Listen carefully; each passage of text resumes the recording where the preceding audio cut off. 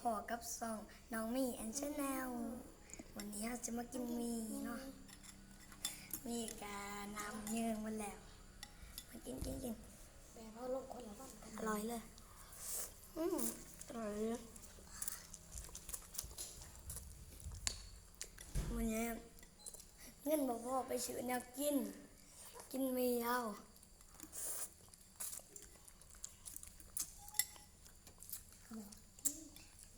เนื้ออันนี้เศร้าอันนี้เศร้ากินอันนี้ว่างงานกินเส้นดาบริทายไทยหาบริเอาลงเดี๋ยวโยนมากินกันเด้อแม่แล้วเนาะแม่บ่ได้โอ้มาหอยกับพอดีเบิดแซ่บเลยเป็นจังไดโควิดใช้เศร้าแล้วบ่ได้โอ้ย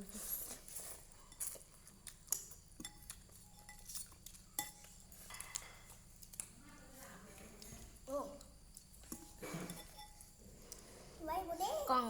บ่ท่านมีทุนเด้อนี่สุดยอดเลยอายลินโทรศัพท์ กระติ้วเด้อกินน้ำก่อนเด้อจะไหนมา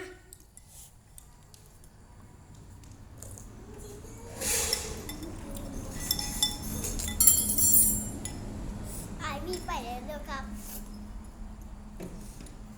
เขามีอะไรกินน้ำเดี๋ยว จัดเอมาแล้วครับโอแคปยังโอ้ล่ายับไป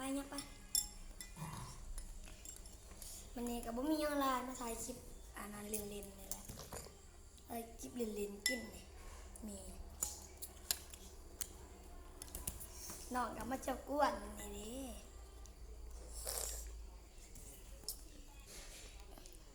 นี่เมื่อวานนี่กินตำส้มเมื่อวานนี่กินสินดาตำนี่ใช่ปะเอา ยู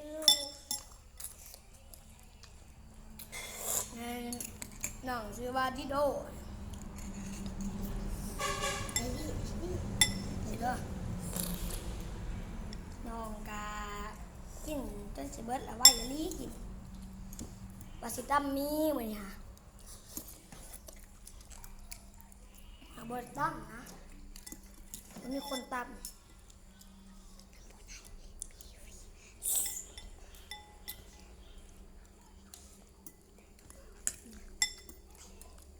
แบบร้ายมื้อนี้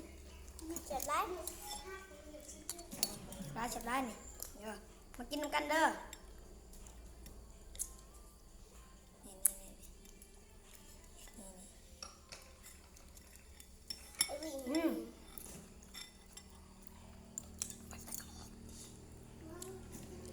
เหมือนเลยสลอนดับ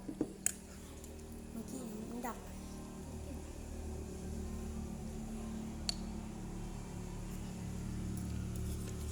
น้องอยู่ในเมืองไทยเนี่ย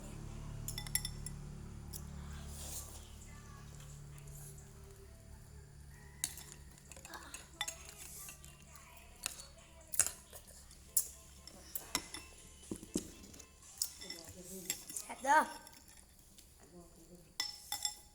ห้าสื่อกินได้อะ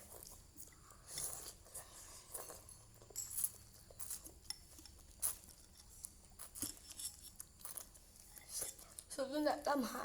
ตลาดนะแม่มันนี่ก็จะจวดแล้วมันเนี่ย ชื่อเด็กตามหาขนมกระไรเด้อก ดตามเลยเด้อกดไลค์กดแชร์กดไข่เป็นกำลังใจแน่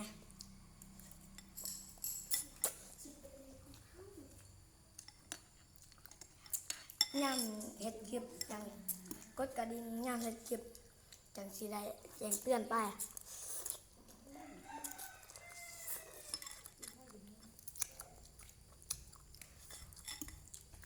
ที่เหมือน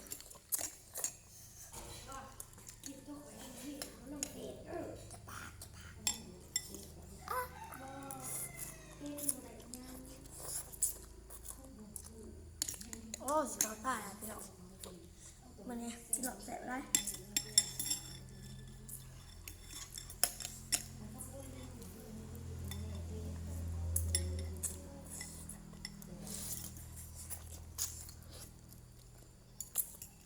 mình bố mẹ nhắm đọc cái gì thì mình à mình biết cái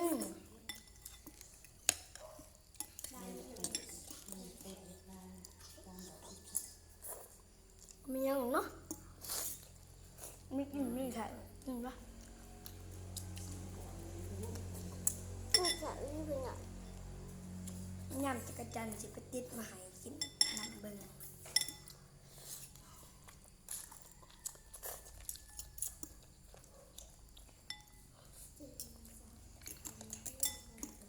ขับไว้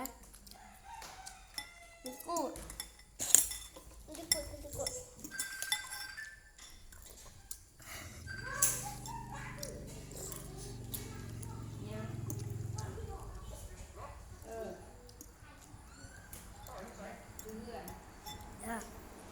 มีจุดตรวจเลยนี่ร้าน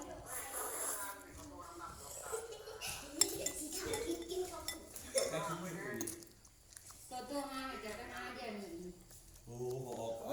กลับมาเหาะแล้วลูกว่าโทษให้เป้าอันนี้นี่พูด เราไปมาเรือเราไปในเมือง อีโบยัง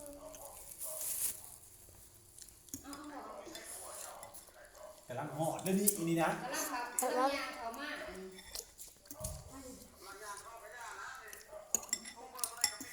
เอาไปบอกว่าไปเที่ยวคุณเขากำลังกินเขาแล้วบ่เบาบ่เบาคุณ ส บ่ มั เบา ครกิน เนาะ นี่ก็ไม่ง่ายดอกเปิดกูแฝงเด้อ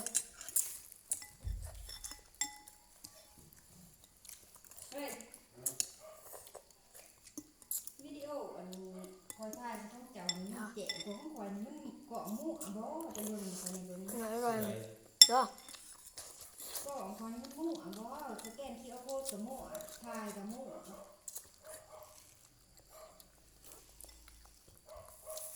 คนถ่ายหูมันก็แน่เนาะ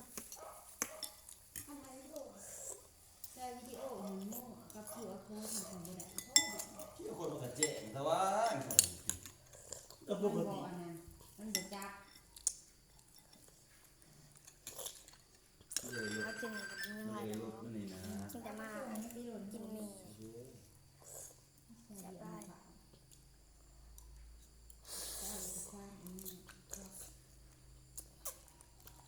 กระเจ๊งตัว